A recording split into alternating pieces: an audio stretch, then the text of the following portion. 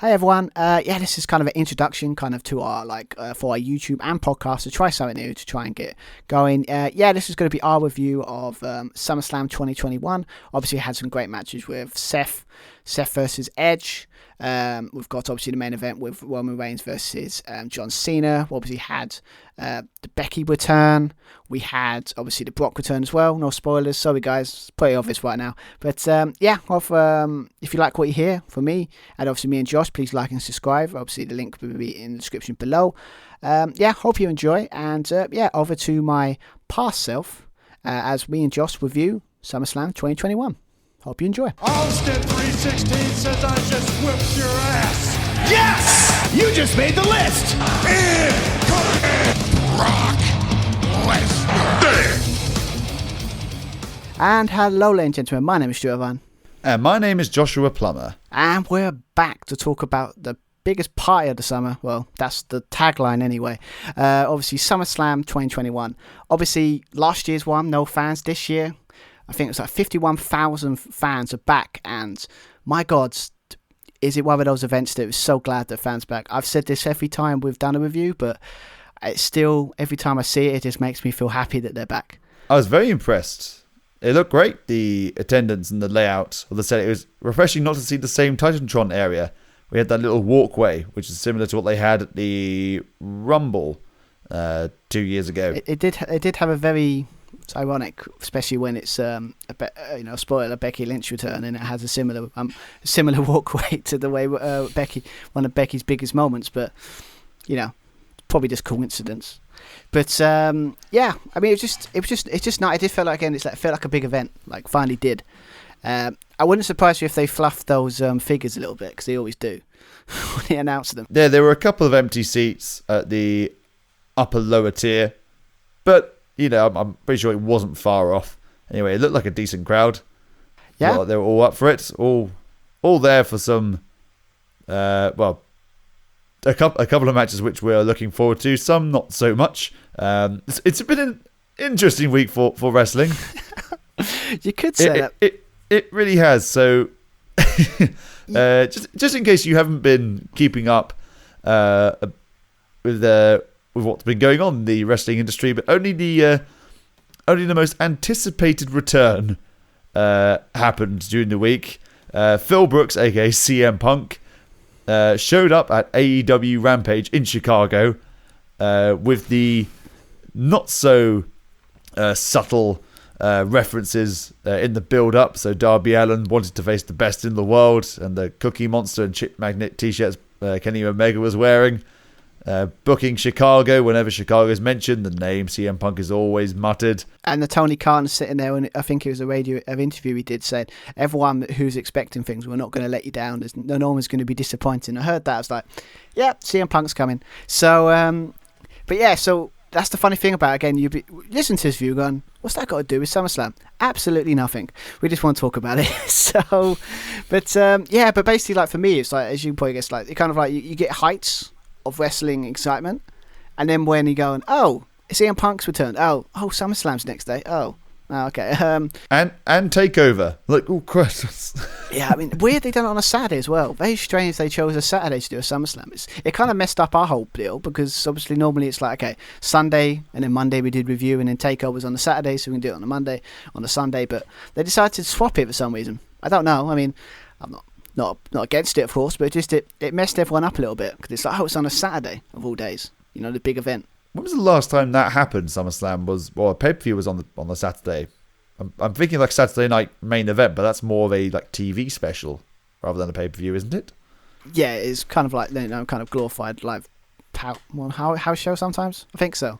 But yeah, I mean, I would dare say that them Saudi Arabia shows, but that's not. The less we talk about them, was the better, because we are not watching any of those when that comes back in 2 months. No. So anyway, but yeah, so rambling. So I was mixed bag. Was kind of looking forward to it a little bit, but it's going to be.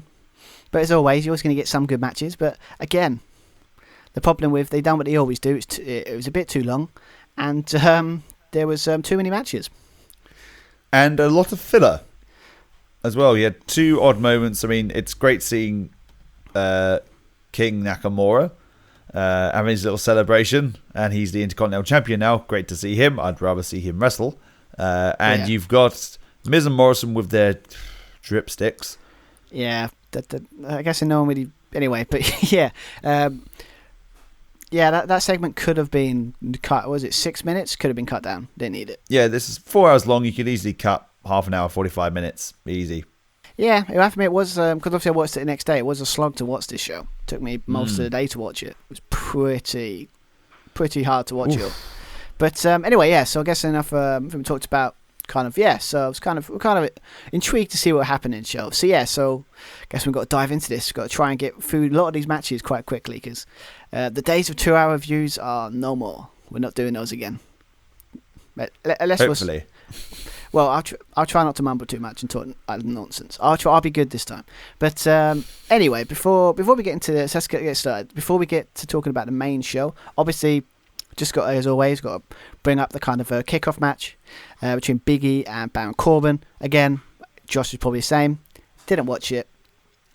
There's not really a story other than just Baron Corbin is basically broke, and he took the Money in the Bank briefcase on the Go Home show, and basically Big E was pissed.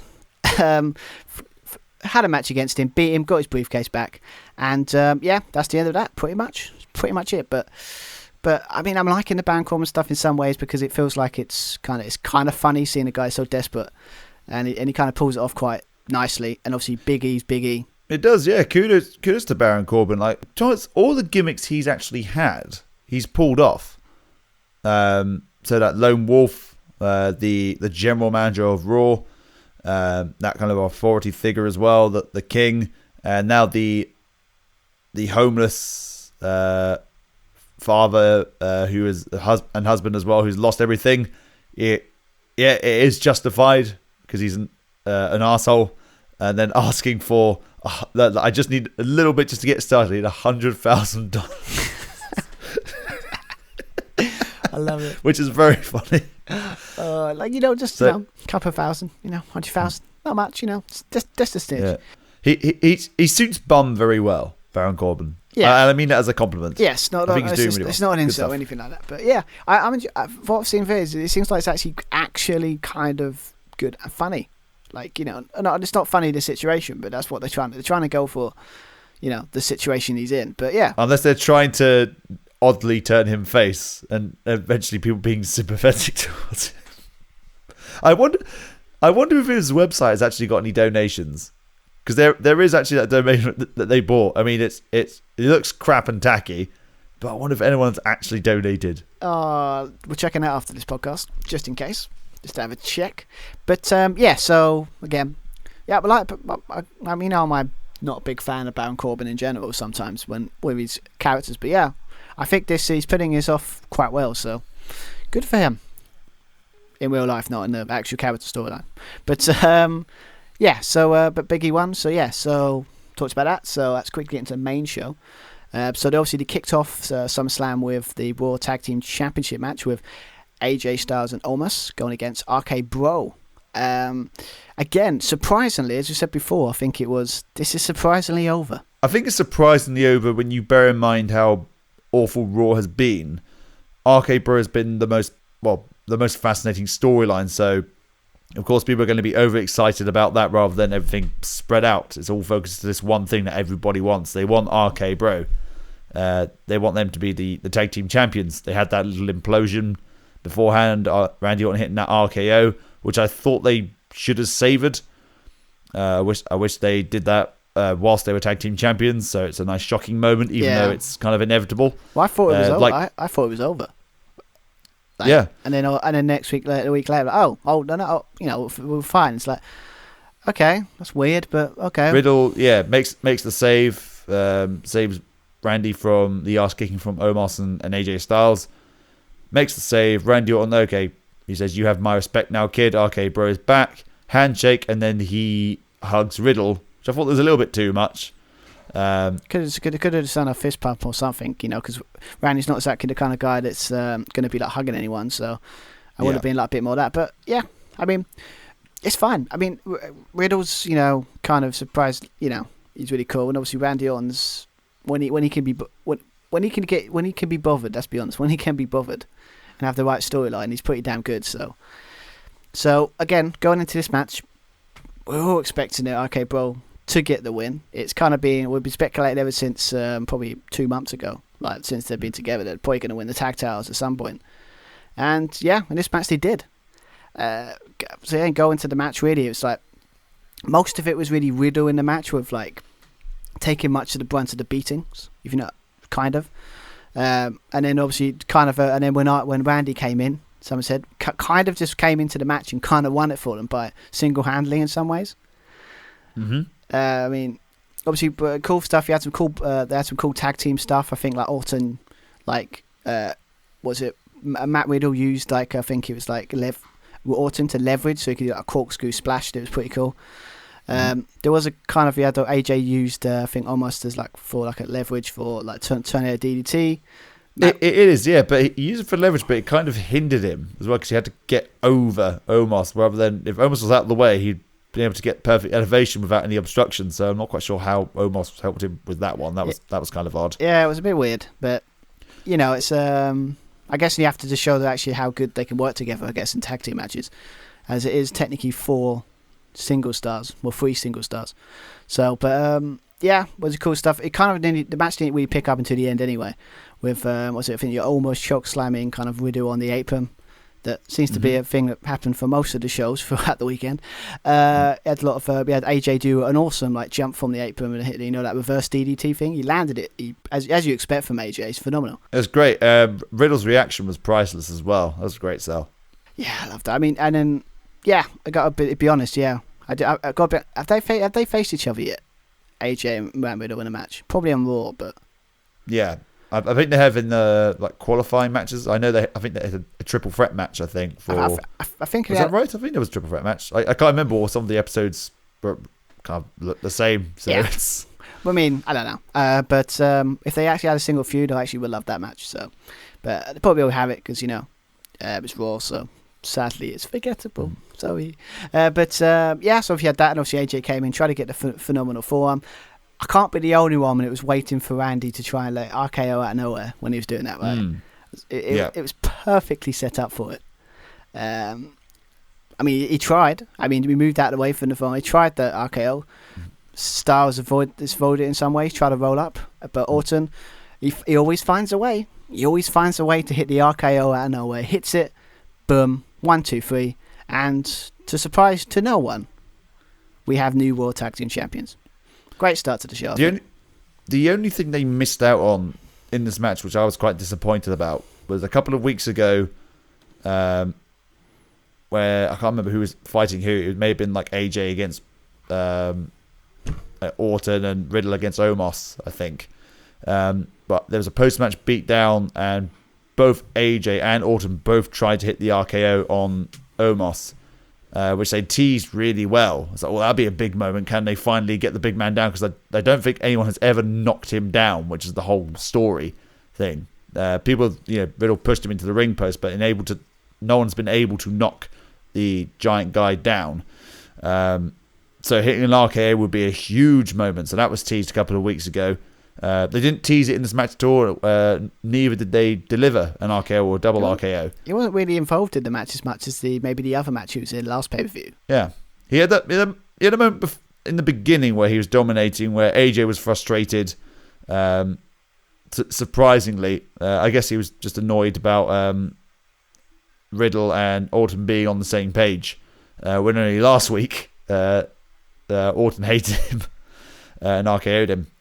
Well, I guess in 20, a week, it's a long time in wrestling, I guess. Guessing you change your mind quickly, but yeah. I know wrestlers forget things. Fans don't, but wrestlers don't forget a week. No, it's like was it even after the match there's gonna be smooth sailing now. It's like sure, okay, Randy, sure. To see what you just all of a sudden he's gonna annoy you and RKO him again. But anyway, but yeah. But again, it's like to start off the show, people really wanted them to win the tag titles. Good start. People got what they wanted. It's a great way to start a show. Not a good follow-up match, though. Oh, that's not... Oh, God, yeah. We've got to talk... I'm glad they got it out the way, though. The question, there's an obvious question: should it have been even on the card? But that's no. No. Just before, so the next match we're going to talk about is obviously Alexa Bliss versus Eva Marie. A feud that, again, I kind of have no idea how it kind of started. All I saw is what's Eva Marie's kind of I can't remember her name now. Like, I can't remember. Dewdrop. Her name is Piper. But they called her fucking Dewdrop. Well, who came up with that name? I do not know. I'm just going to call her Piper, as you said. Yeah. Eva Marie. But it was creative, but just... I don't know. But yeah, so I'm assuming it's something to do with, again, the Lily doll. She looked into her eyes and something like that. And the doll winked at her, or they just don't like the doll. But what epitomised this match for me was the sign that someone was holding. Eva Marie is worse than an airport tuna sandwich. I saw that. Oh, that's brilliant. I got to be honest, how long has she been in the company? She's been in and out for years. I don't want to crap her too much because obviously something. It's like you've this not improved, like in a way of like.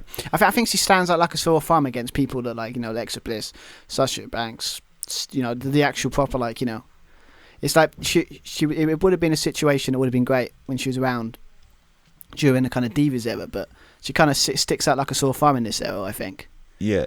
There's the bit at the beginning of the match where Eva Marie runs at Bliss. Bliss avoids, and Eva Marie just basically clambers out of the ring. Where she's meant to fall out the ring, making it look like she's charged and missed time, but she just climbs out the ring. It looks so... Yeah. Sorry, you need to improve. Eva Marie gets the doll, starts slapping it around, then slaps Bliss with it, which I guess is a weapon, so is that a DQ? I don't know. Bliss gets annoyed. She goes absolutely nuts, starts pummeling away, which is probably the best kind of pop, I guess, of the match, if there was one. She holds up Lily, goes for a twisted Bliss, miss, but it's a close two. Well, that wasn't too bad either, to be honest. Yeah. She then ends up hitting that DDT, which to me it felt like this match had like another 5 minutes in it for me. I don't know why. I think they just kind of judged like, okay, we gotta get this over and done with because the crowd are chanting, "You both suck. We want Wyatt. We want Dewdrop." So it's like, okay, let's just finish this now. DDT. And I don't know why, but Dewdrop is smiling. I mean, I don't know. I mean, to be fair, it's like the good thing about this, was it Piper? We call it Piper. Is that like now, like, yes, she basically after the match, yeah. So even we lost, no surprise there.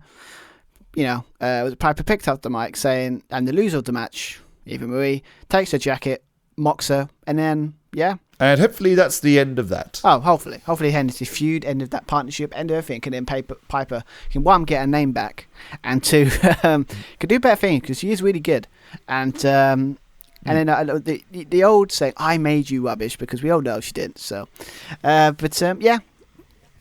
more of this. Please, can we just have a situation with Alexa Bliss goes against Nikki Cross or something, and she's the one that saves Alexa Bliss from this evil spirit, and then she can go back to old Alexa Bliss, because people are still, unfortunately, it's wrong, are still going to hate kind of Alexa Bliss because Bray Wyatt's not there anymore. Exactly. And it's going to be just, even if she does good stuff and good work and it's not Alexa Bliss's fault, she's still going to get, some fans might resent her. Because her presentation is good. So looking at say the Money in the Bank ladder match, she performed well. She's got a good look for it, good performance, good promos, but we can't get behind it because of the whole Wyatt situation, it being Wyatt's creation pretty much, and no one is, and people like Shayna Baszler are getting outwitted by a doll. Yeah, it's like I don't mind over the top goofiness, but that's just like over the top a little bit sometimes. But yeah, hopefully whatever happens, I don't know. I just hope Piper just go on a run, and maybe they can actually build her to do something, maybe challenge the title or do something cool. So yeah, more let's talk about this match the better. Let's talk into so obviously we had the backstage stuff with with the Randy Orton and R.K. Bro basically saying that Riddle's got a surprise win Raw. That's be interesting to see what that is, but yeah, that's cool, I guess. If you like that kind of stuff. But yes, after that we had definitely a better match than the one we just talked about. The WWE United States Championship match, going against Sheamus, going against Damian Priest. Very solid, very hard hitting, very enjoyable match. Very solid, yeah, very hard hitting, as kind of expected. And I think probably an underrated or underappreciated feud going into it. By the way, Priest has been working out, like he's been stuck with Miz and Morrison for so long. He should have benefited more from having that semi-main event spot at WrestleMania. And now, hopefully, that's all over and done with. He's getting the wins, so it's only right that he goes up for the, I guess, mid-card title. And Sheamus is also doing some good character stuff as well. Priest hit a Broad kick in the build-up to his last opponent on the Go Home edition. So, okay, some mind games, a bit of taunting there. That's interesting. And both guys doing what they do best, especially Damian Priest. Like on the main roster at the moment, I'd say one of his strikes are probably one of the best on the roster. Oh, I think. I mean, I got to be honest, I was worried for him because I have to admit, at points at NXT, I was worried that his kind of style and the kind of way he does things they wouldn't know what to do with him. But again, I've been quite surprised at actually what they're using him, and it looks like they've got some sort of plan for him, or just dumb luck. I don't know, but yeah, I was surprised how how he's adjusted quite nicely to the main roster, because a lot of, we can name a few, haven't or been either booked so terribly that they couldn't anyway. So, but yeah, again, cool stuff. In this match, you had I think the best bit he had was it Damian Priest at this moment when he had a spinning kick, heel kick from the top rope that looked really cool. I think he had this bit where I think Priest was going to try to go for a springboard attack on the thing, but as always, give Sheamus credit. Those knees he does. I don't know if this again. It's the sound. It's the sound of always It's the nap. Yeah. It's that feel. You always get that. That's got a hurt type feeling. Do you reckon Sheamus is going to get in trouble now? Because technically that's slapping the thigh. Well, yes. I mean, they could, but I mean, WWE not that petty. Oh, wait a minute. They are that petty. So, but yeah, again, awesome stuff there. We had, I think, we had Sheamus applying the heel hook and stuff. This is near the end when a heel hook on Priest. I think we didn't mention that obviously a lot of obviously I think their match previously obviously Sheamus has got a protected guard around his nose and his face. Obviously I think it's going in. I think Priest was able to take that off, and I think he pretend he broke his nose type situation. But yeah, so this one obviously he pulled on it, took the face mask off. Sheamus' face is completely exposed. Match ends with then Priest hits the Reckoning. 1, 2, 3, and we have a new United States champion. Well deserved, Priest. Yeah, I mean, I think he's a North American Championship run ended shorter than I would have liked, because he done quite well in that role. So it'll be interesting to see if they can bring that kind of momentum onto his US title run here. I mean, again, it's the US title is kind of more of a blink if you miss it kind of feeling at the moment. Nothing against Sheamus, but it's just they never really booked the United States champion as an important thing anyway. So no. But I mean, Sheamus has done well. I think he's got a solid thing, and Damian Priest will be interesting. I'd be interested to see if he keeps it on until Survivor Series. So if they do end up doing Raw versus SmackDown, and having Nakamura versus Priest, two of the best strikers on the roster at the moment, that'd be tasty. Yeah, we have very very kind of Aleister Black versus Buddy Murphy kind of vibes. Yeah, I wouldn't be against that. I mean, I just think at the moment, United States Championship is in this situation.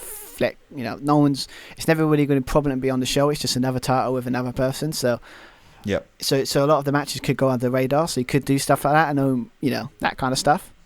But yeah, I'm just happy for Priest. I mean, again, it's just as you said, it should have done more of that prevalence being the semi-main event at WrestleMania. But would it give him a title run? Unless they kind of have it's a bait and switch and he kind of loses it on Monday Night Raw tonight. Let's hope not. Oh, there'll be a rematch probably. Yeah, but I just hope it's not a situation. It's Sheamus wins it back. I'm all right, 50-50 booking, are we? All right, okay. Happy for Priest. That's good. That's a good win for him. So, yeah. So, next one we talk about is again another title match. Obviously, this is a SmackDown Tag Team Championship match, kind of a rematch for Money in the Bank, if I remember. From the kickoff show. Yes, obviously we talk about the Usos defending their title against the Mysterios, Rey Mysterio and Dominic Mysterio. Going into this one again, it was kind kind of what we're all thinking Dominic would do eventually. It's like he's getting too ahead of himself. He's kind of like he's getting too confident. I think they showed it in the video package of him trying to, during a match on SmackDown, he tried to help his father cheat. By using the Usos tactics that they'd used against them previously to win their matches. Yeah, so I think some that tough love, trying to say you got to stop. You're too confident. You need to be calm down type situation. That again, going in, you had a little bit of a thought that maybe he might turn on his father.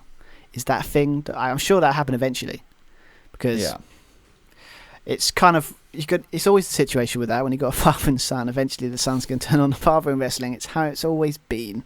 Speaking of, I guess, family trees. There's interesting note. Obviously, we had the lovely homage, the Three Amigos to the late great Eddie Guerrero. His actual father. Wait a minute. Yeah, his actual father. As I mentioned a lot on commentary, Dominic considers Eddie as close as an uncle. Technically, he's your father in kayfabe. I was surprised that Pat McAfee didn't bring it up, because they give him that kind of freedom that he would, in that kind of match. That one thing I got upon before is like, am I the only one that kind of, when we get to the SmackDown matches, I'm a very happy man when it comes to commentary, because it's like you're waiting for it. For me, anyway, it's like you hear Raw, you're like, okay, they're a commentary team, but then when you get to SmackDown, it's really cool. It's actually a proper entertaining deal. Very entertaining with kind of McAfee and Cole. Maybe it's just me, but yeah, McAfee's a little bit too over the top for my liking. I like the passion. I like the passion, but he takes the spotlight a little bit too much sometimes, especially when you've got the McAfee minute. But I don't know why. Just hyping up the live crowd, that doesn't need doing. The wrestlers will do that. Just commentate on the match. Yeah, but I guess because we're so used to people not being able to express their emotions in the way that they have to be a certain way, it's just refreshing to see someone given the freedom to actually react. Maybe I said over the top, the way I would want to react if I saw a return or a big move or that kind of stuff. It feels organic. That's very rare in WWE, so I think that's why I like it. But I see what you mean. But nothing, no relevance to this match. Just thought I'd bring it up. But he said like the three homages. But again, it's the story of this match with Dominic was like, he was so in his own zone, getting in the confidence, he forgot there was a blind tag. I think it was it Jay? Jay came into the thing, or Jay? So it's like he didn't see the blind tag, so obviously he was just back over top to hit the probably a frog splash or a splash, as Cole can't seem to tell the difference between a splash and a frog splash.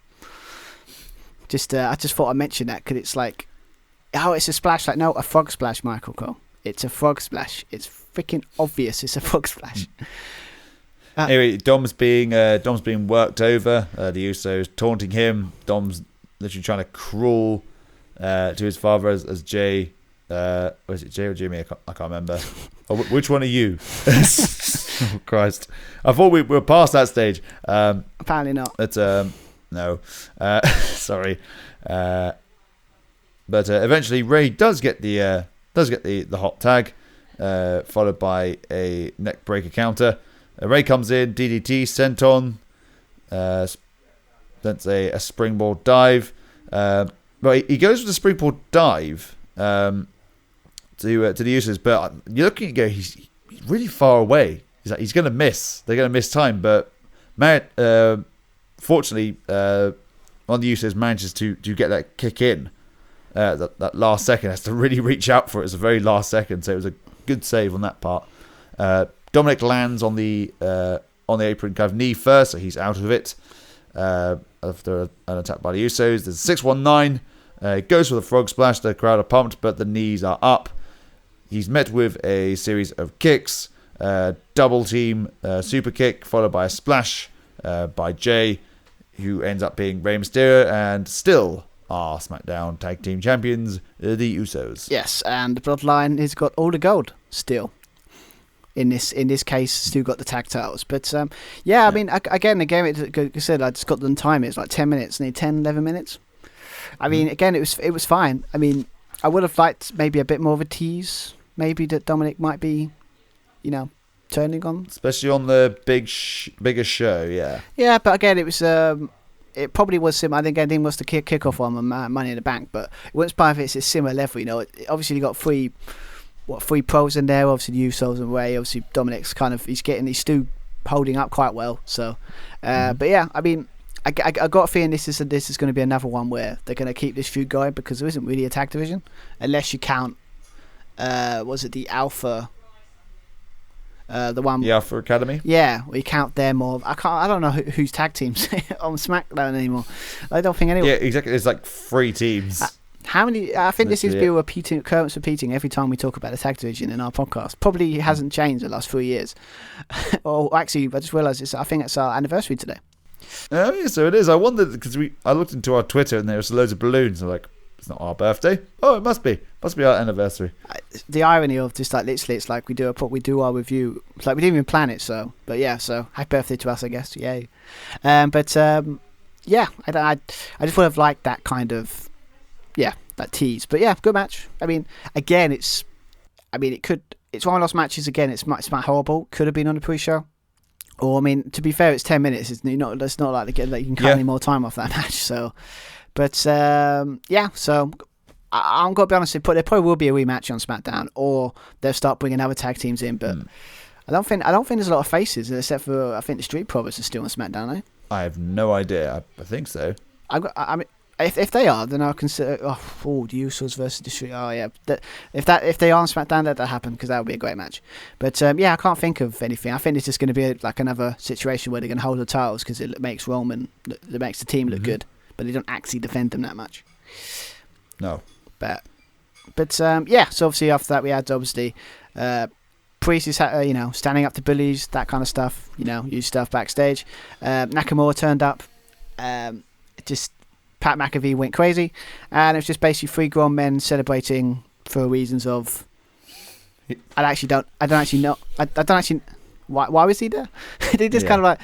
Is it just like just go out there, just waste. Well, it's not waste, because obviously it was kind of funny and fun, but just go out there and just do something for 5 minutes. We need to kill some time. I'm quite surprised. Why didn't he just merge the kind of the brands together, those 2 segments? So it's very rare now you'll see, apart from the big kind of pay-per-views where SmackDown and Raw stars coming face to face, potentially teasing some Survivor Series feuds. So why not have instead of Miz and Morrison being Xavier Woods came out with the dripstick, why not Nakamura, the King, maybe? Or I don't know, bring it you can have both. He said I would say, well, we might have to talk about that a bit later on. But yeah, it just felt like a weird segment to have. So, but yeah, McAfee loved it. Yeah, I mean, it's good to see Nakamura's new Intercontinental Champion. Point out that so he's new Intercontinental Champion. I think he's second reign, third. I think he's second reign. Just felt weird. If you're gonna, it sounded like it was the start of a match, but then it just didn't materialize into a match. It's very strange. Yes. Now let's get into the kind of controversial, or kind of the one that's kind of annoyed a lot of people. Yeah, another match which didn't materialize. So up until the last second, it was advertised that it was going to be Bianca Belair defending against Sasha Banks, a rematch from their match at WrestleMania Night 1. Sasha Banks made a return a few weeks ago on SmackDown. And then there were rumours, I'm not quite sure what's going on backstage, if it's like a health issue or an injury. But they're just going to have to play it by ear, by last minute, and obviously Sasha Banks was unable to compete. But apparently, apparently, they knew, they scheduled it, but they knew that it wouldn't happen, in some ways, way in advance. So technically, they've advertised a match they knew wouldn't happen. Ooh. That's kind of a dick move, isn't it? It's kind of like false advertisement, isn't it? That's not. Yeah, that is a bit of a dick move. But as you said, that's the way it is. But so obviously after that, so obviously Bianca Belair came out. Ironically, we kind of knew anyway before the show, but they announced it. Bianca Belair was kind of confused.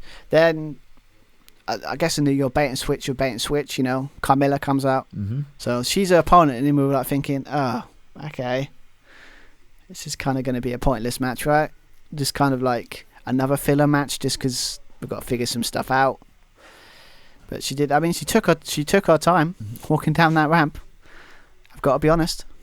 Took a while. Yep.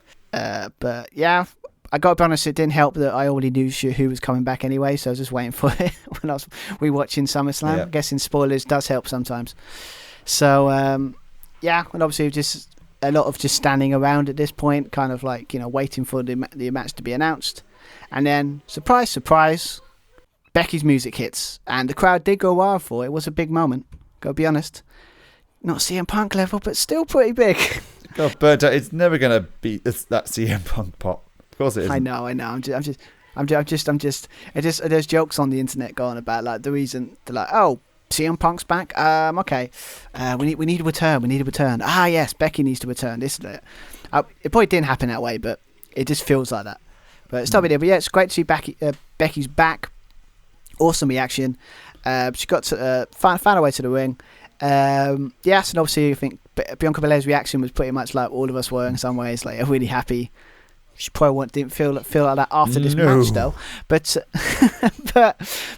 yeah, obviously then Carmella's just kind of like, what are you doing here? Becky Lynch just did what she did, beat the crap out of her, throw on the steps, and then kind of got a little promo, said, I can't actually remember what it actually said, but basically tried to say, do you want to have a match?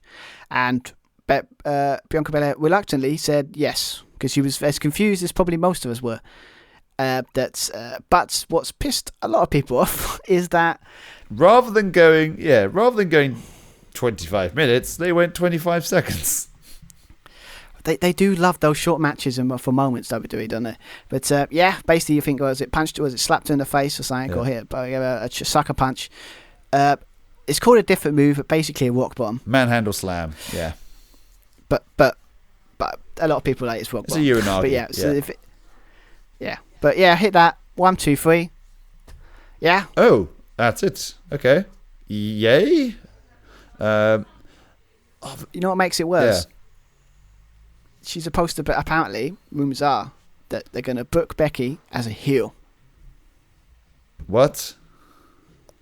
Yeah. Apparently. Oh, okay. Well, yeah, that kind of makes sense, I guess, if the way they're going to do it is Becky Lynch becomes the Charlotte Flair, I guess, of the SmackDown brand, or another kind of Charlotte Flair where just turn up, you get a title shot. Oh, okay. That make everyone look bad, yeah.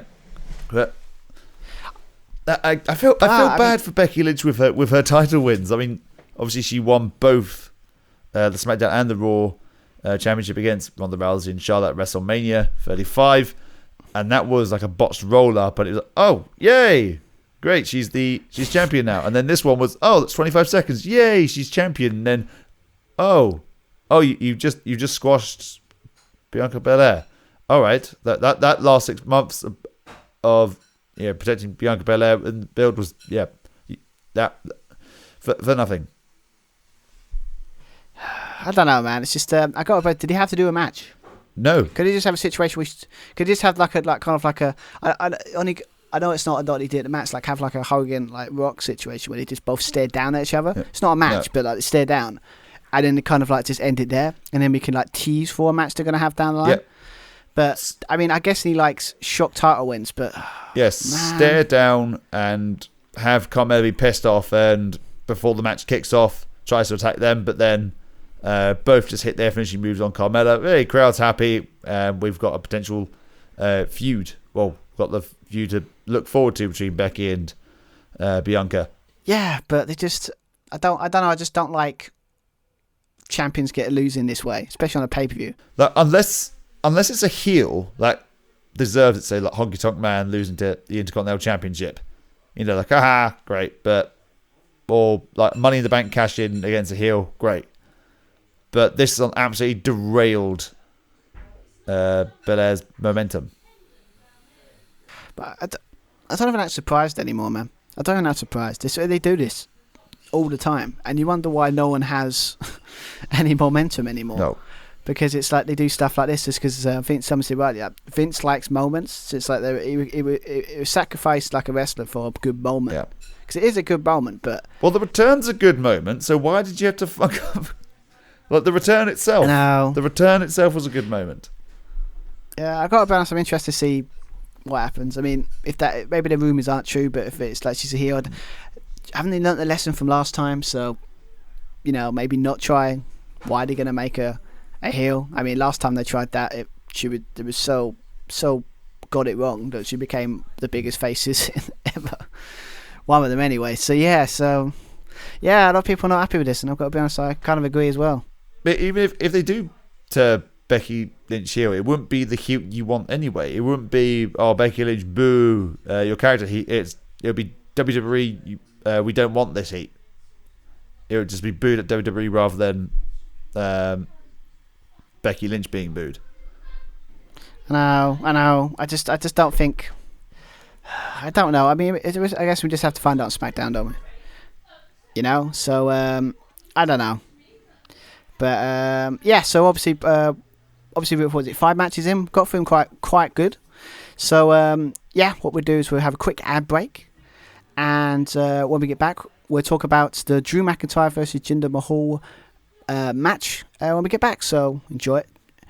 Enjoy our advert. Back in a bit. Today's episode is brought to you by HelloFresh. Do you feel like you are stuck in a dinner rut? With HelloFresh, you get fresh pre-measured ingredients with mouth-watering seasonal recipes delivered right to your door. Skip all those trips to the grocery store and count on HelloFresh to make home cooking easy, fun, and affordable. You can now enjoy cooking and get dinner on the table in 30 minutes or less. With over 25 recipes to choose from each week, there is something for everyone to enjoy. All recipes are designed and tested by professional chefs and nutritional experts to ensure deliciousness and simplicity. Go to the link in our show notes to get $80 off, including free shipping on HelloFresh, the #1 meal kit. So we're back. Obviously, if you want any information about the advertisement, the link will be in the description below. But now back to talking about SummerSlam 2021. One thing to point out, obviously, before we talk about Jinder Mahal and Drew McIntyre match, they did have this nice little thing with the Olympics, with the winners of gold, I think, at the Olympics in amateur wrestling. That was pretty cool. I don't know if that's I guess it's a big deal because there hasn't been someone they've acknowledged probably since Kurt Angle done it in '96. Why didn't they have that moment then? Why didn't they get them in the ring to beat up Miz and Morrison? That would have been more fun. Yeah, some people did say that. I think some reviews I've seen, like, why didn't they make it like a segment out of it? Made him look even exactly. Badass. But yeah, it's a nice feeling, and it's always nice to see Olympians do well, because obviously Olympics are fun. So yeah, that was a cool moment. So we had that. Then that led into the next match we talk about. Yes, I guess we're talking about just a normal singles match between Drew McIntyre and Jinder Mahal. Again, kind of set up. It was kind of set up beforehand in some ways, but it was kind of properly confirmed when they got involved in the Money in the Bank briefcase match when he took out Drew McIntyre, and so he couldn't win the briefcase. I've got to be honest, I don't 100% know what the actual story is here. I don't know. What is it? Is it just because he's jealous of Drew? It stems from jealousy, I guess, from commentary. So people loved Drew when he was champion, but Jinder Mahal, everyone was booing me. Yeah. There's a reason for that, Jinder. You were a heel at the time, and you used the Bollywood boys to cheat to win. Yeah, and he's doing it now. And everyone wanted Nakamura to be champion, or AJ to be champion, not you. And you were an undercard person like 2 weeks before that. Yeah, then all of a sudden world champion, just to break through the Indian market. Yeah, that's a great way to do it with a heel champion. Well done, great work. I've got to be honest though. I mean, I don't know how many times when I think it was you in the match, and it was kind of like, Corey Graves like, you what are you saying? Like, Drew, you make sound like Jinder Mahal has no chance in this match. I'm like, no, he doesn't. Well, he's a former WWE champion. He should be more respect. It's like, yeah, but I don't. So let's keep going. No. It's like I wish someone would do blunt one word answers that. Like, no. But yeah, there was no doubt who was going to win it. There was no chance in hell. Unless they wanted to bury another superstar, they all just buried Bianca Belair. But they actually like. Well, actually, I can't say like. I thought they liked Bianca Belair, but apparently they're willing to do that. Yeah, that's good. They've got to do something really good on SmackDown to try and make me believe that was a good idea. Yeah. But anyway, yes, that's on SmackDown. Let's talk about that. But yeah, but I said there's no chance in hell that Drew was going to lose this match, unless they wanted swerve. But this is not really a match you want to do swerves in. But you could just sit there and say Drew basically dominated the entire match. Yeah, pretty much going for the Claymore early. Jinder was begging, but it's all the ruse, goes for a kick. There's some knees on the ground. We got a nice little oh, brilliant, we're only 2 minutes in and we already got a rest hold. Great. That's a bad sign. Glasgow Kiss, 4 launches across the ring, Future Shock DDT, 3, 2, 1, Claymore, 1, 2, 3. Yep, and then at the end of the match, obviously, was it Veer and... Oh, what's the other guy? Veer and Shanky. Yeah, I forgot to mention they were banned from ringside because they probably would have got involved in this match. That apparently even the commentating team forgot. I think I remember. It's like, oh, they get involved. Like, no, like, what was it? Byron Saxton got Brian. Like before the match, it's very brave that Jinder Mahal, like you're not having he's not having these groups. He wants to do it by himself. It's like, no, mate, it's the stipulation of the match. it's really. Unless he's just a heel commentator and try to make Jinder look good. Yeah, I just found out with Saxon. It's like I think he forgot that that's the stipulation of the match. But to be fair, it's no offense, it's quite a forgettable feud. So yeah, and no one's really been watching Raw. Not even the commentating team. So tells you a lot about the Raw stuff there. But yeah, so obviously the match, basically, Jinder Mahal's goons came out trying to check on him. But then obviously they were going to attack Drew. He got his sword. I can't remember what he actually... I'm sure he names his sword because... Is he names the sword? I think he did. I can't remember what it's called. Yeah, but he named the sword or whatever. Like, got the sword, swinging it around. Heels one away. End of the feud. Hopefully Drew can... Obviously he's not going to be in title scene, obviously, but put him in more high-profile feud, please. I don't think this is a really SummerSlam worthy match. No. This might sound horrible. I mean, I get it, like the history of 3MB, but why not build it more with that as well in mind? Could have been extreme. That's a feud you could have had Extreme Rules, especially if you have like I don't know, a chair match or something or whatever, like a tables match, and then you could just at least it'd be mildly entertaining because the matches are normally quite fun. So, but yeah, it's none and done. Done it quick, out of the way. Yeah, Drew wins. Happy for Drew. I'm just hoping this feud is over and Drew can do some more interesting stuff.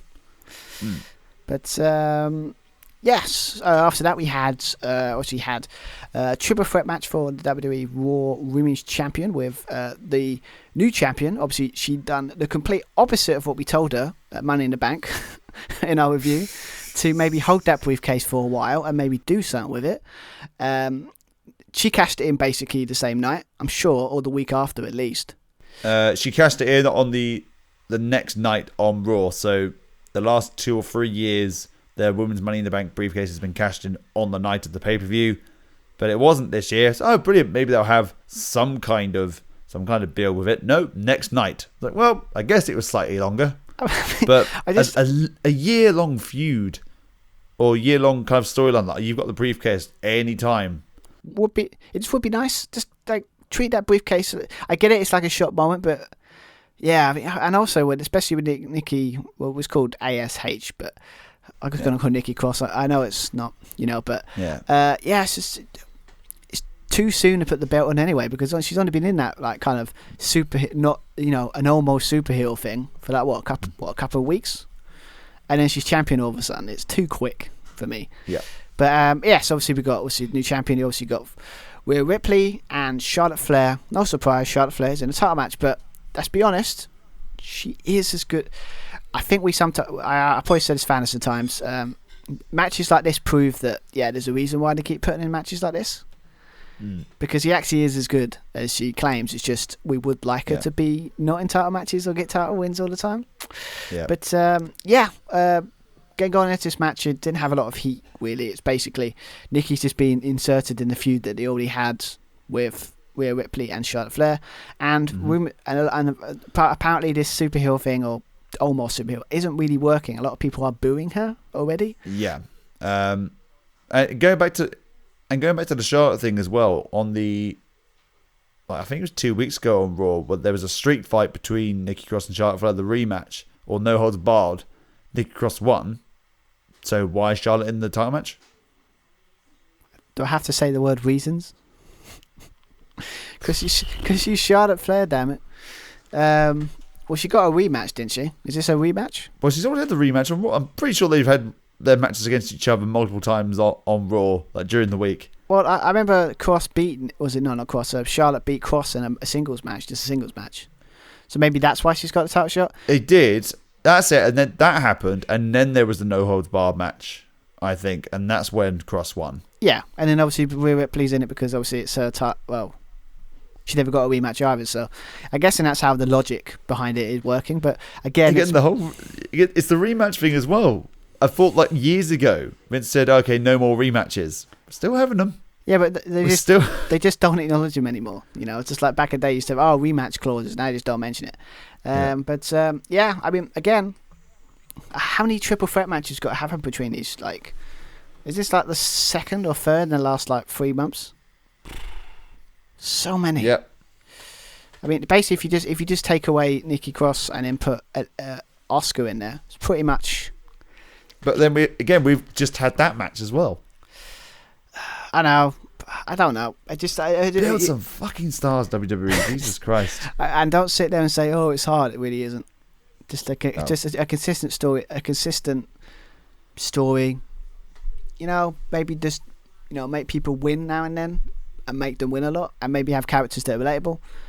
It's just, come on. A certain company are doing it, so why can't you? I mean, come on. But we're going to get hate for that comment. But anyway. But yeah, so the match started off. Charlotte Flair had apparently her dress attire was very Thanos. With that, I think with the whole. So I can see you can see where this is going. she's basically a bit dated. You're about 3 or 4 years out. True. But I mean, there's only other option is she can dress in the colours of Kenny Omega and be the Collector. But I mean, I guess in Thanos is a bit less on the nose than that. Let's be honest, that's what Thanos is basically a collector of, stuff like that. So I get it, but yeah, a bit on the nose there. But but match-wise, it wasn't anything amazing, but it was pretty solid. Good match. I think they're good at doing those triple threat matches quite well. Yeah. So, but yeah, as you expect, it's again, as always with it's hard to keep up on all the moves that happen in the match. You had a quick they all started off with having their moments in the beginning of the match. Again, it's really good pace at the start. We did have a bit where I think it was a really cool move where I think Flair did like a German, Rhea Ripley came back in the ring and done a German suplex on both women with the same with Flair had Nikki in like a fall away slam position. So it's kind of I always loved those kind of moves. I think it's like, I can't remember what match it was where I think you had like someone did like a double German suplex. That kind of move. Always loved that stuff. So that was really cool. Yeah.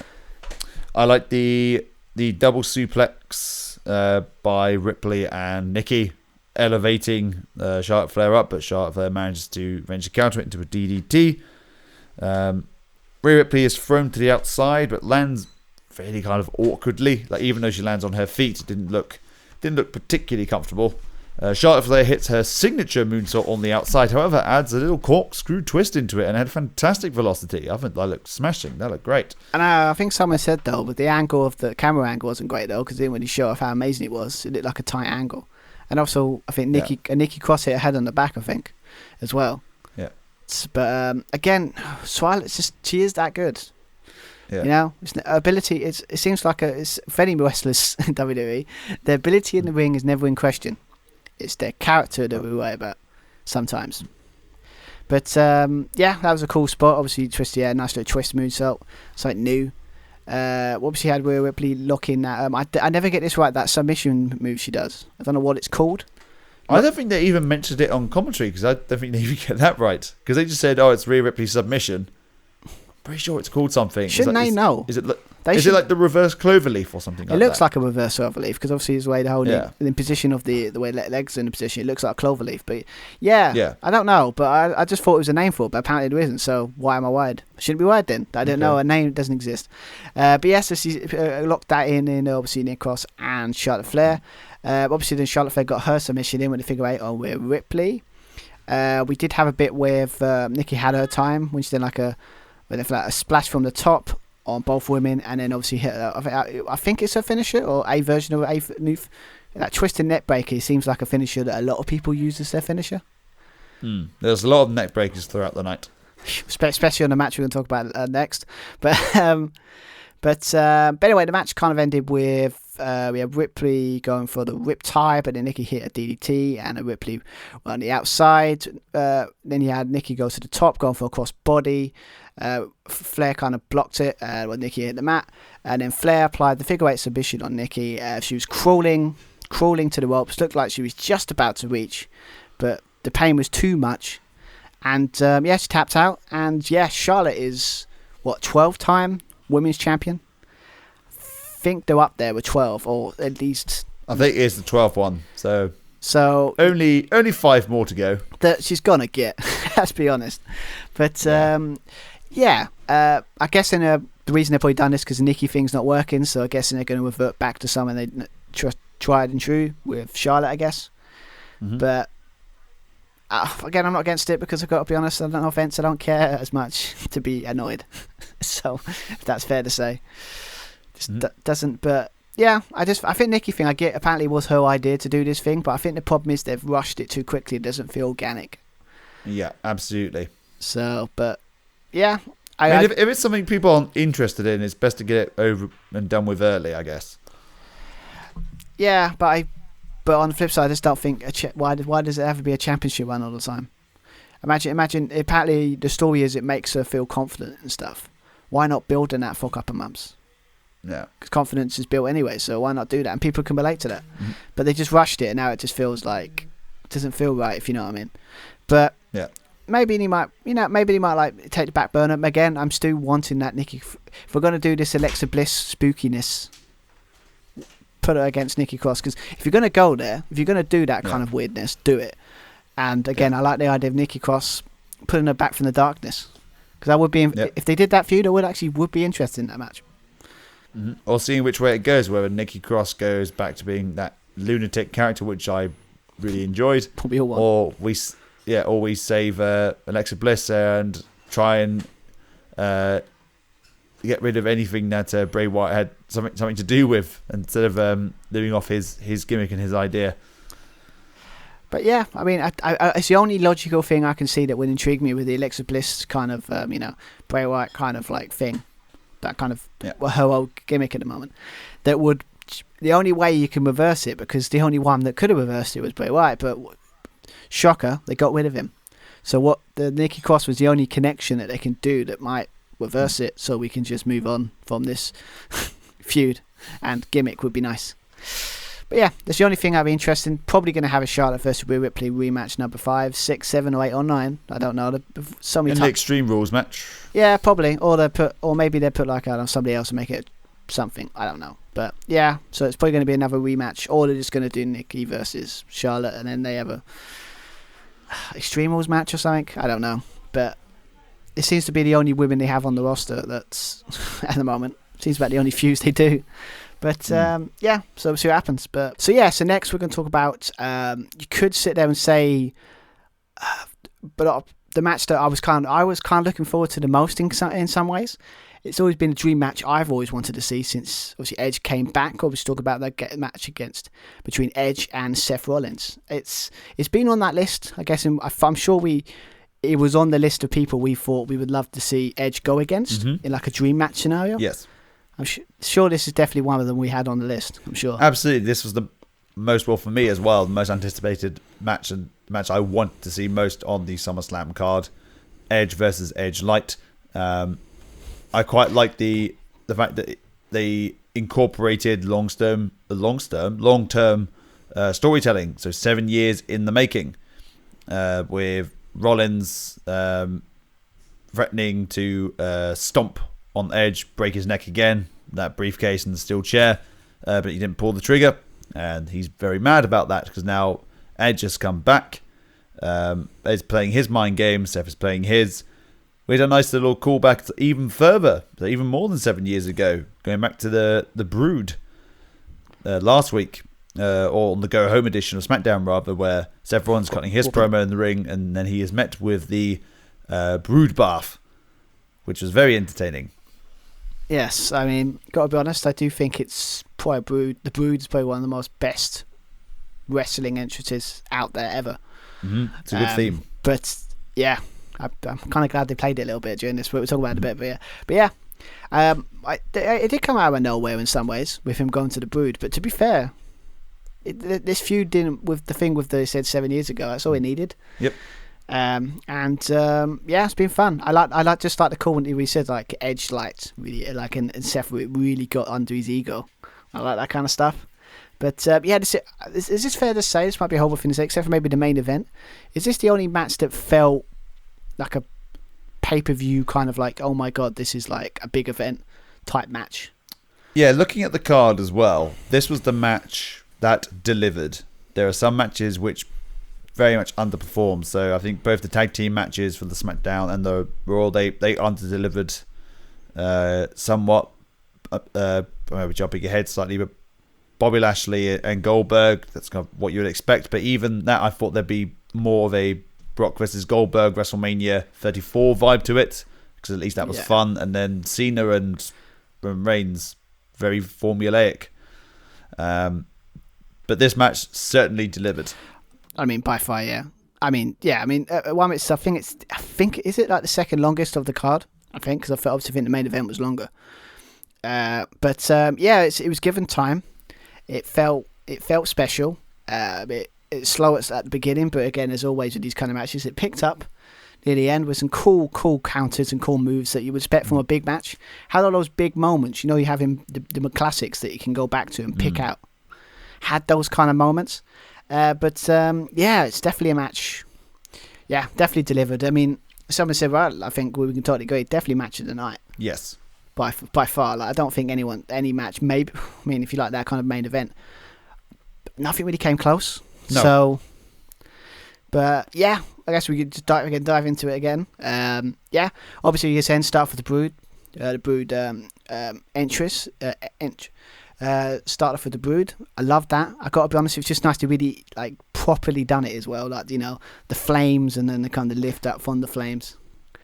Yeah, he kind of had a mix of both the Brood, but also the Edge and Christian kind of vibe, but like the tag team rather than the Brood. So, the benefit of flash photography, the Edge and Christian run that kind of attire and those sunglasses, kind of a mix of both.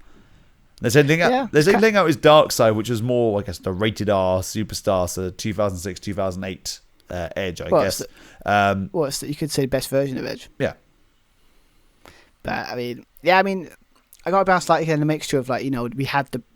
Something rightly, it's kind of a point, like, could they have, like, played that this whole theme? Instead of playing, like, mixing it with the, obviously, his main theme.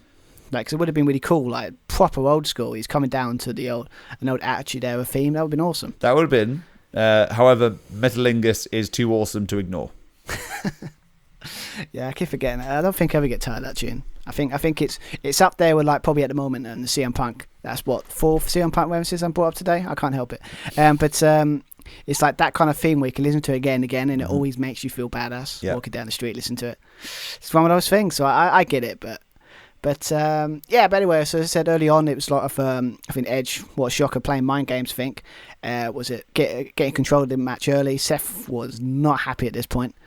Basically because he's in his head. He's in his head, Edge. He's got to him, He's not as cocky as he used to be. But after that, obviously, then he finally got into the match by attacking, as he's threatened to do, is one curb stomp for end his career. So what a surprise through most of the match. Had a situation either working on the neck or trying to set up for the curb stomp. Mm-hmm.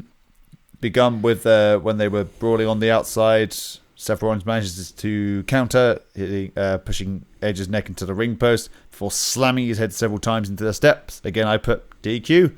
I mean, if you throw an announce table lid at someone, that's DQ. You slam someone's head into the steps multiple times. That's fine. That's okay.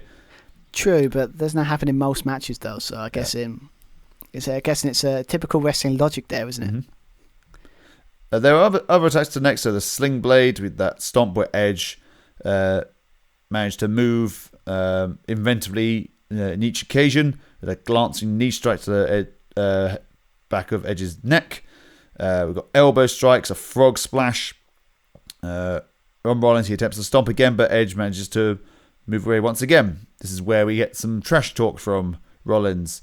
You think you're more clever there than I am. You're not. So it's always that kind of one-upmanship. Who is the one who's step ahead? And Edge brings back the execution, which I'm pretty sure he's done in previous matches, but then there was a big old surprise. Oh, he's in the execution. It's like, yeah, he's done that before. Well, to be fair, there was later on in the match a move that was really going back. I can't remember what it's called. It's like it's a submission. Yeah, that's a move that should be more shocking. I haven't seen him since the early Attitude Era days. Mm-hmm. That's like a really blast from the past. That one. Two of the best moves for me.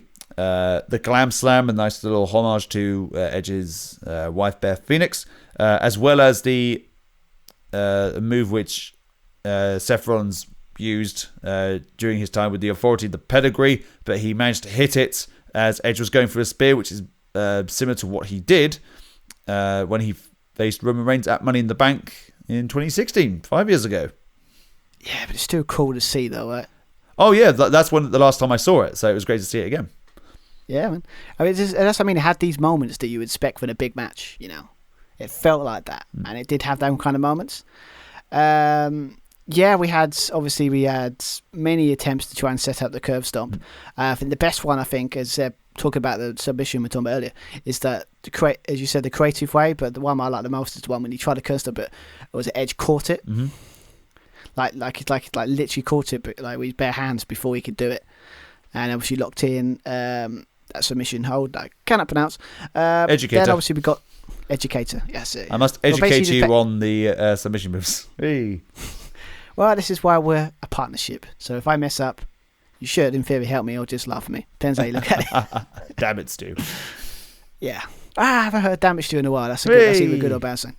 There we go. But anyway, not surprised. Obviously, we got a submission. Was it crossface? Seems to be a thing. It seems to be properly looking at it in these days. But anyway, that was kind of near the end. You get the crossface. Obviously, Edge, Seth Rollins was able to get his way out. But Edge was like proper intense at this point, slamming his head into the mat. No hope, and then kind of hit like a kind of guillotine, kind of sleeper choke type situation. And Rollins tapped. And Edge, I think it's his first probably win since Randy Orton. Yeah, since against Orton, but also his also the Royal Rumble. Bear in mind. Yeah, there's that, but I mean, like as a singles match or like an actual match, like that tells you a lot how they've been booking him. When it's like this is the second. Yeah, he's been back for what, a year now, year and 2 years. He was out for most of it, so that's fair enough. I thought he was booked for. Is that how many matches he had now? Well, I thought in his contract he was booked for 4 matches, and he's had 5 now. So everyone's being his 5th on this. Is that him for the year? Well, he's won that match, so he's got momentum. Surely you want to do something with it. I honestly think he's probably got that in his contract, but I always feel Edge is never. He might be part time, but I don't think he's like a Brock Lesnar or something where he just turns up and then goes. I think he did last time, but then again, it's like he's probably pick and choose what he can come back for. So yeah, I think he'll stick around for a while, a little bit longer. But yeah, he'll probably go away for a couple of months and maybe come back at another one of the big 4s or whatever. But yeah, again, we said before, great match. Every match tonight felt had that kind of momentum. We get 20 minutes, but it felt like it flew by. Forgot I always signal as a great match when you forget how long a match is. You forget. Like, I know that sounds obvious, but with some WWE matches, it's really obvious sometimes. But, great moves. Edge got the win. Loved it. Nice homages to, the past and all that kind of stuff. And yeah, we just had everything. It was fun. I enjoyed it. It was awesome. I don't know what more there is to say, really. It's just, I would say maybe check it out. If you're intrigued from SummerSlam, out of all of the matches, maybe check this match out. Something I just noticed as well. These last 3 matches, at least one competitor has the spear as the finishing move. They do use spear a lot, don't they? Yeah. Well, in a bit we'll talk about people that both. They both do. Yeah. Yeah. So, but yeah. So anyway, before we get that, we're just going to quickly mention it. We won't talk about it because it's very ridiculous. Obviously, we've got the WWE announced that 51,327 were attendance. Wouldn't surprise me if they've fixed those numbers a little bit because we all know they do it. So, but that's cool. A lot of people in the crowd. It was really awesome thing. And obviously the Miz and the Morrison thing with the there was Dipstick 2000. Well, there are a bunch of dipsticks, but I think they're called dripsticks, which is an awful name. Either way, it's just terrible. But so obviously just Miz talking about probably a sponsorship, probably is talking about the wettest celebration. That's really awkward. The wettest what? Yeah, it literally said it. The biggest. They're promoting the biggest and the wettest celebration in history. We're going to have the wettest celebration. They did. Trust me, it's not me just messing up literally what they said. God, that sounds awful. I don't think they really. No. Oh, anyway, but yes, they were just talking about the. Come along, guys. We're going to celebrate. Oh, it's going to be so wet. Oh my God! What were you thinking that? Whoever wrote this dialogue wasn't really thinking, were they? It really was. Anyway, but yeah, so they were saying that kind of stuff, and yes, and obviously they said the contraption they put together from the great minds at whatever they're promoting, basically. And yes, and obviously got Xavier Woods comes out very nice little very Scott Hall, proper Razor Ramon style type thing.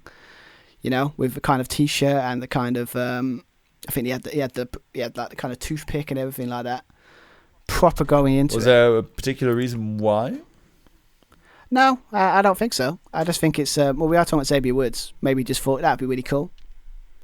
It wouldn't surprise me if there's an anniversary for that ladder match. I think that happened at SummerSlam. Maybe that 91, wasn't it? So potentially. Yeah, maybe. Maybe it's the anniversary to it, and like a nice little homage to it. Maybe. But yeah, so obviously then Woods just came out, said, should I spray these people with water? That's exactly what he said. And the crowd said yes. Yeah, they all it's a comedy spot. They run away, really annoyed. Xavier Woods looks happy. End of the segment. She could have been in here. Not really. Could they have done a better way of doing it? 100%. Yeah. But I guess Xavier Woods is by himself now, I assume. Because obviously Kofi's nowhere to be found. I guess Bobby Lashley did literally destroy him to the point. But we just want to go through it. It's not. I didn't find it funny. Maybe people like that kind of slapstick comedy, but I don't. Well, actually, I do, but I like it done better. So, but anyway, let's get away from that and let's talk about maybe not something that's really exciting, but it was all right for what it was, I guess. So obviously we'll talk about the WWE Championship match between the almighty Bobby Lashley and Goldberg. That's kind of how I feel, and a lot of people in the crowd did feel as well. This match is it's a match that we wanted. Freaking Lesnar. That was the match that we were hoping to get. Yeah, we wanted Lashley Lesnar. No, we got Goldberg. I think we'll get that eventually. Yeah, and again. A feud. I'm assuming it's about. I don't know what the feud is. He got his son involved or something, and attacked his son, and then he's always saying you don't do that, and then I don't really know the feud. Probably because I don't really cared. I was just hoping to get the match out of the way. Yeah, Goldberg just turned up. It's been happening for the last few years. You just turn up. I want a title shot. Okay, you got it. Well, Becky Lynch, classic example as well earlier in the show. Just getting that title shot there. Goldberg says, you're next. So that means, all right, I guess you've got the title shot. Bobby Lashley says, you're not next. You're done. Gage, the son of Goldberg, just happened to be in the crowd.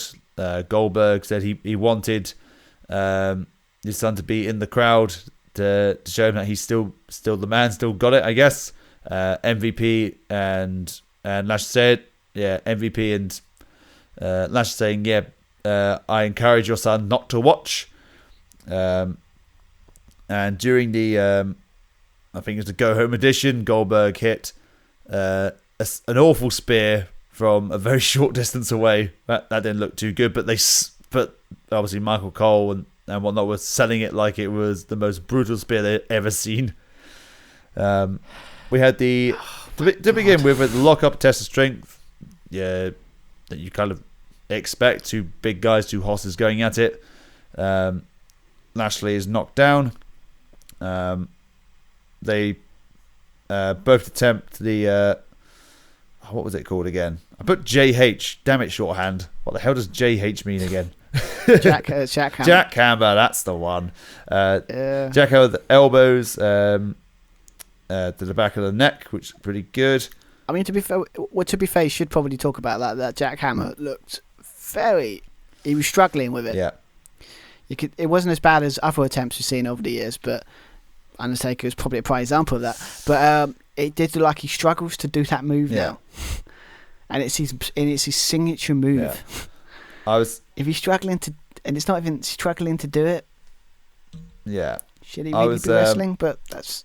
I was concerned for Bobby Lashley a little bit for his safety. He was speared on the outside, fairly close to the ring post, so his head almost clattered on the base of it. That could have ended very badly. He had that bit early on in the match where I think Bobby Lashley went to the top rope for some reason, which he never does. But I don't know why it worked here. And obviously chucked him. Was it Goldberg pushed? Was it basically chucked him off the top rope? But it's like the way he landed. If it was inches the other way, he could have broken his neck. It looked really nasty. I remember watching it. It was actually go, oh, that was close. Yeah. But it seems to be a thing with not Bobby Lashley. He's amazing. With Goldberg, it's just there's always that feeling that someone's gonna get seriously hurt when he's in a match with him. Yeah. I don't like that. That's why he sticks to those two moves. He just spears everyone. Yeah. Spear everyone and leave. There we go. There's a choke slam, hurt lock, which is counted. Fireman's carry into the ring post. With there's a injury to Goldberg, to that knee. And so the referee puts a stop to the match to protect both guys, I guess, like you need to protect Goldberg now.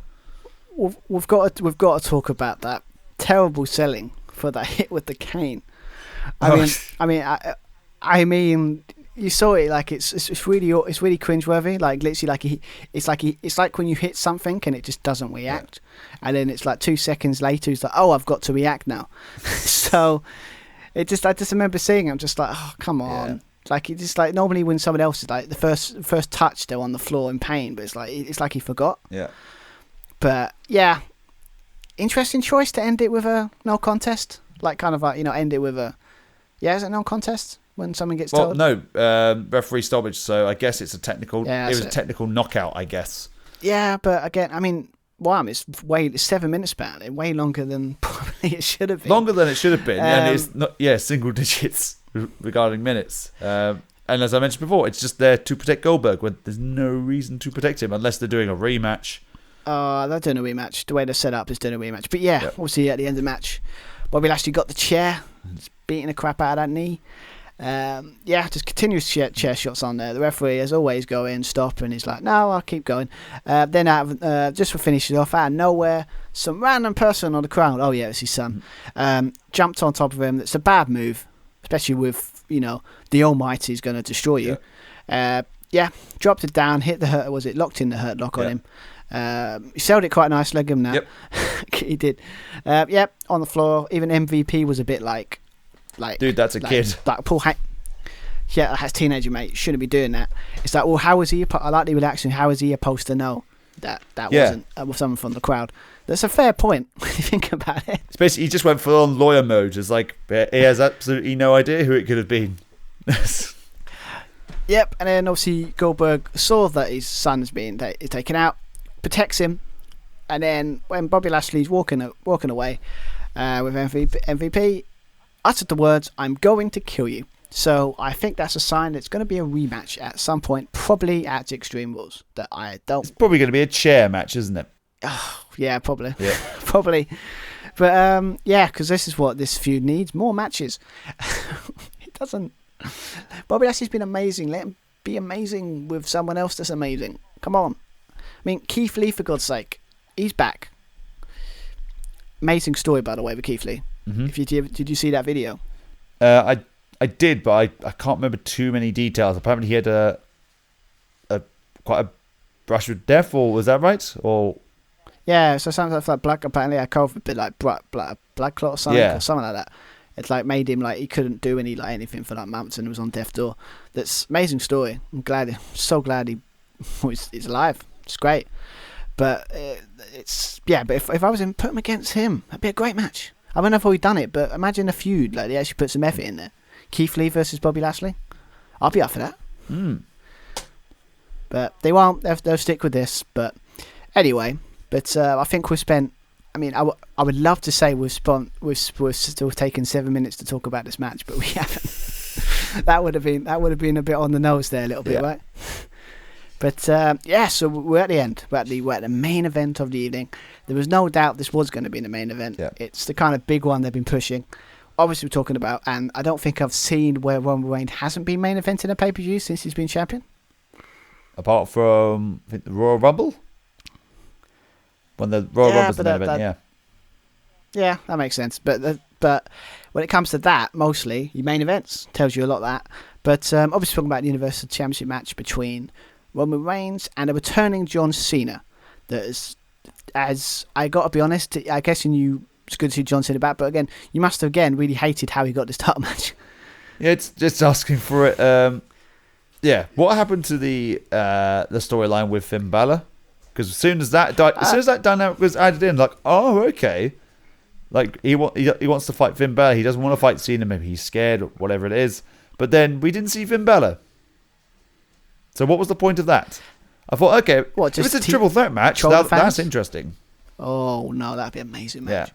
Like, is it good old fashioned WWE trolling us again, thinking that we get one thing but not the other? And what a story that would be as well. Well, Finn Balor defeated Roman Reigns to qualify for that Universal Championship match to become the inaugural Universal Champion all those years ago. And that was at SummerSlam. I know, they could have, but again, you got to have the mark with John Cena. Big match, John's around. You can. Triple threat match. Yeah, I got to be honest, we've had so many triple threat matches in main title matches recently. Cut down on them a little bit, I got to be honest.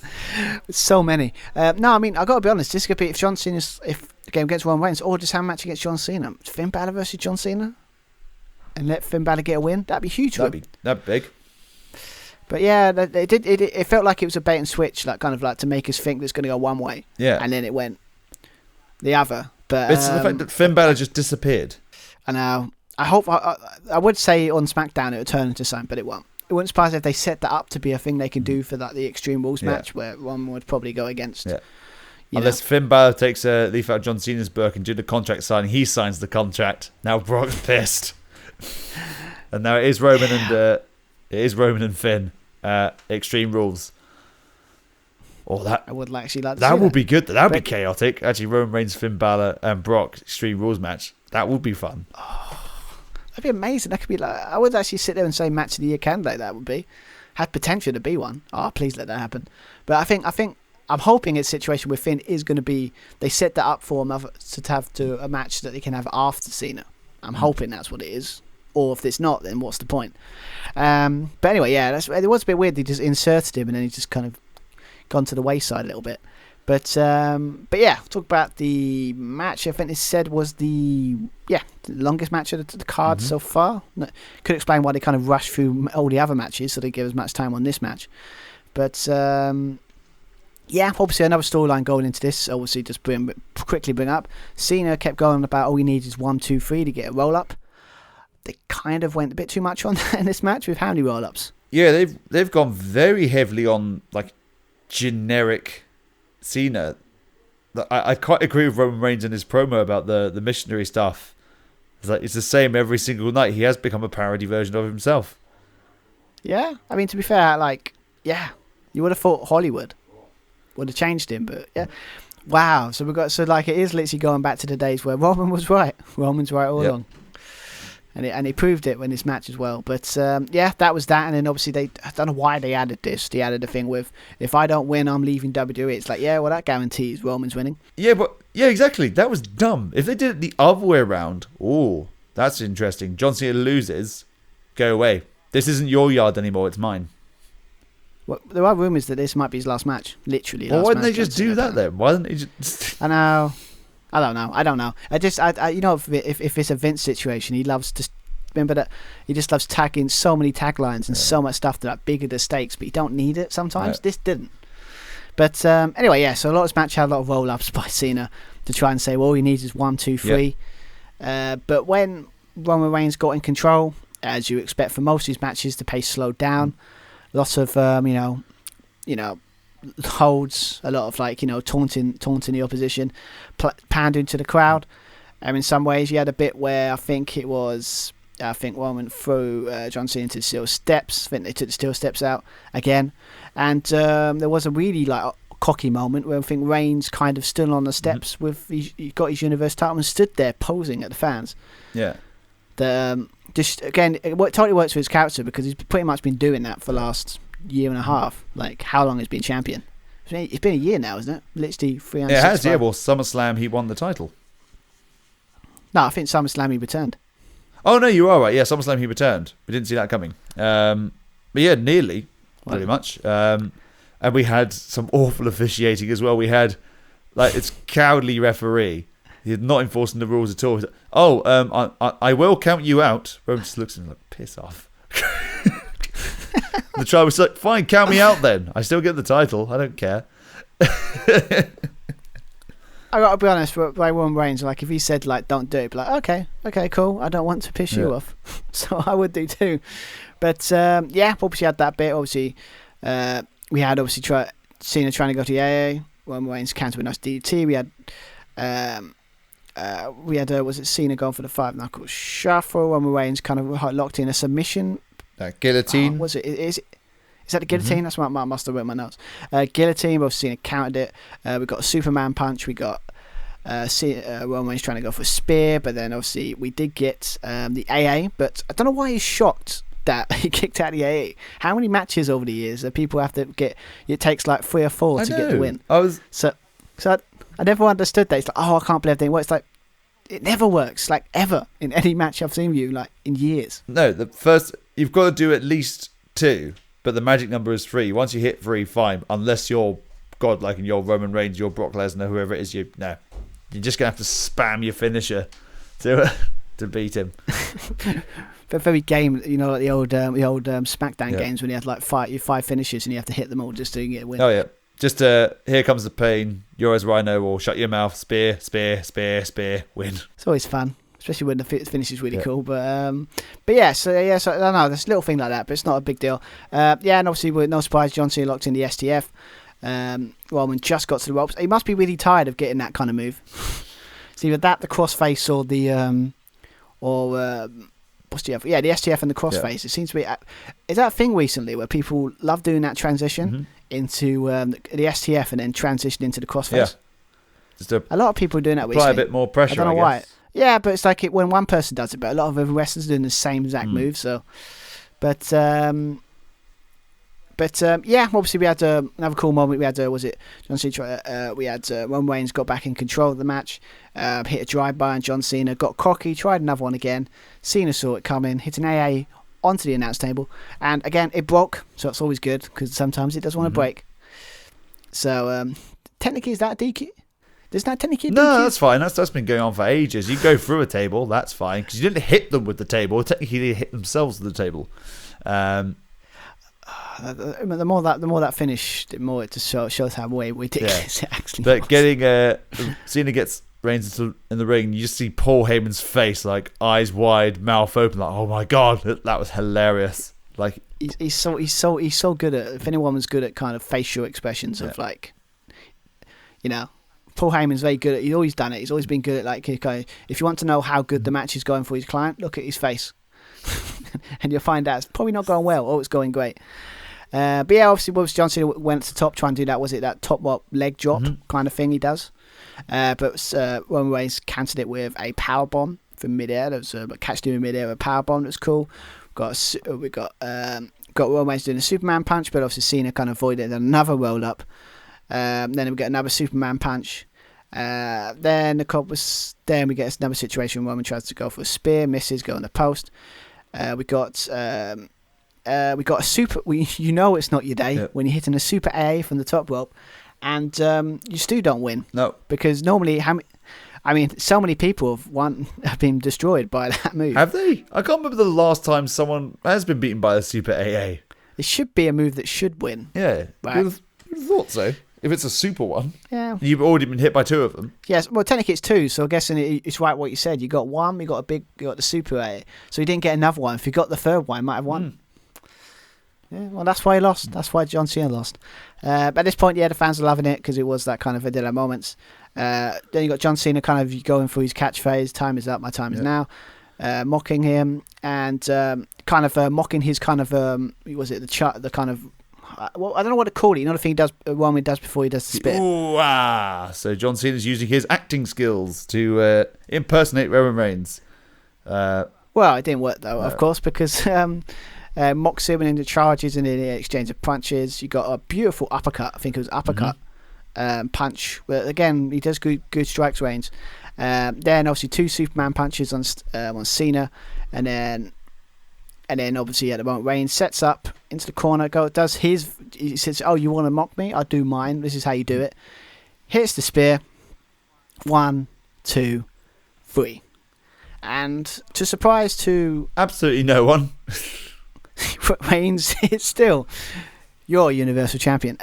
But yeah, I think I don't know how to think about this match because it did have all the aspects you would have in a big match. But I don't know. I don't know how to feel about it. I mean, it's probably a really good match, for what you expect. But I don't know. Is it missing something, or is it just maybe me? It's missing that extra layer. So it's the usual stuff with John Cena is down. Yeah, it does fit the Roman Reigns. He's the head of the table. He's always in control. He's always one step ahead of John Cena because John Cena is doing exactly the same thing. So Roman Reigns has done his research. However, John Cena, of course, gets his offense in, his 5 moves of doom. He always makes that comeback, but John Cena was never going to win it because they made a whole point of, I don't care about the 17th world title. Really? You don't care about that at all, John? No, I just want to teach Roman Reigns a lesson. Bollocks. You become the greatest world champion of all time. Have the best record. You don't care about that at all. There's a reason why people didn't like Cena for a very long time. Because that would have been a fantastic story if they just did that. If it was just John Cena, I'm going to become the greatest world champion of all time, or I retire. There we go. Fixed it. It's already... you can do exactly the same match. It has higher stakes, and I guarantee you this match would be rated higher if they did the exact same match with that stipulation. Yeah, or, like, I guess Alessio said, like, literally Roman Reigns likes to be acknowledged. What if he just Cena comes back and says, "Yeah, I want to win the 17th world title. I don't care who I want to face. I just want to win it. I'm not here for you. I'm here just to win the title." Disrespect Roman Reigns. Right, there we go. Yeah, because how much he got pissed when Edge disrespected him by not acknowledging him. So, again, could have done it, but I mean, it's not that big of a deal because again, it was always going to be a kind of good match because these guys, I think their last match, I remember, what was the last time they faced up against each other? I can't remember. 2017. I think so, but I remember that match was pretty decent as well. Yeah, because I've seen there's a reason why he was the top guy for so long because he might not like his character, but 9 times out of 10 in the big matches he's kind of delivered. But then again, that one blurred the lines with that one because that was meant to be kind of like a passing of the torch kind of thing. We all know that promo where Roman fluffed his lines and John Cena goes, "Well, if you want to be the top dog, you've got to do your promos properly." Well, he kind of listened because his promos have been great recently. Yeah. So, but so you would think, quote, well, that's the end of the show. Roman Reigns standing tall with the Universal Championship, but no, of course there was another surprise because it always feels like you think of AEW, you've got one, okay, well, no, we're gonna have two, but I would. Still doesn't beat it. It won't. I know it won't, but yeah. But I was talking about the return of the Beast. Here comes Brock Lesnar. Here comes the Beast. I was like, just say it properly. Say the proper one. Well, here comes the pain. It's come on. It wouldn't surprise me they didn't do again. That's because I just know how petty they are. They didn't say it because they know Taz is on AEW and it's like it'd be like a credit for him. So they don't want to give him that credit. They would be paying him for his catchphrase. I know, but I don't know. I just know how petty that company is. That's the reason why they have to say, "Here comes the Beast." Yeah, it's weird, right? Everyone knows here comes the pain. But yeah, Brock's walking out there. Gotta be honest, liking the look. Yep. The beard and the kind of looking. It looks like a couple of months off, and obviously working in. What was it? There are pictures of him working in a meat factory or something. I saw there were two memes that I saw, which were very entertaining. There's one picture of Dean Ambrose. Say, Dean Ambrose has got an upgrade. He's got the black vest and the blue jeans. Basically, just looks like he's gained about 100 pounds of muscle. As well as once Bray Wyatt and Braun Strowman, they've gone, Brock Lesnar did a Majin Buu from Dragon Ball Z, ate them, and just got the hair and the beard. Best of both. But yeah, I've got to be honest though, he does look. Yeah, I like the new look. I hope it's not just a thing of just they turned him up and then when he comes back he'll have a. I think because obviously he needs something different, but it's ironic because for years for a long time we've told Brock we don't want you here, go away. He went away and now he's come back. We're like, I think for me, I'm like, yeah, I like Brock again because it's like anything, we had too much of him. But I mean, I'm loving this dynamic. If this is a feud they're going to do, I'm worried it's going to be that Saudi Arabia show. I hope it's Extreme Rules and they just kick the crap out of each other with lots of weaponries. That'd be brutal. Make a proper street fight. I hope so, but I've got this weird feeling it's tailor-made for that Crown Jewel show. Yeah. And if it is, that sucks because I won't be watching it because I would like to watch the match, but I won't watch the show. I hope it's not that. I hope it's like, when's the next big event? Because obviously you would expect to have it here, so. Survivor Series would be the next big one, I guess. But otherwise the next pay-per-view is Extreme Rules. I just to do that. If they do it there, that'd be great. But I don't know. I'm worried. It's probably going to be a Crown Jewels match. Bad things happen. Bad things happen in Saudi Arabia. In the wrestling world, but also, journalists, shogi, all that stuff. Yeah, well, if you know history, you know what's going on. But but well, to be fair, at that time we're thinking something else to review because I don't think by principle since them shows been announced we haven't reviewed a single one. I'm sure, and we do not intend to. No, we're going to think of something else creatively. So, but anyway, that's what I think it might happen. But yeah, Brock's great. Well, I like the dynamic between obviously now Heyman's with Roman Reigns. He's probably terrified that oh my god he's back. I didn't think you were going to come back. So they go no, again, his face. No. Well, to be fair, if Brock was smart, he would know that Heyman's always been a turncoat. He turns on you at the first sign of trouble. Well, he knows that. Because, that happened in 2002 at Survivor Series.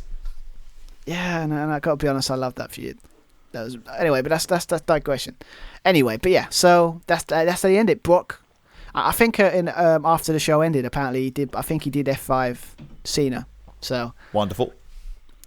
Yeah, no offense, Cena, but it's always good seeing you get F5 by Brock. But yeah, it's good. So at the end of the show, you could describe it as you said. Start of it. It's very like they did have big returns, and the kind of big returns were good moments, but match wise, probably only 1-2 matches probably really. They were really good. Like, possibly one if you don't count this main event. Yeah, I enjoyed Edge and Rollins. I also enjoyed Priest and Sheamus, actually. Yeah, right.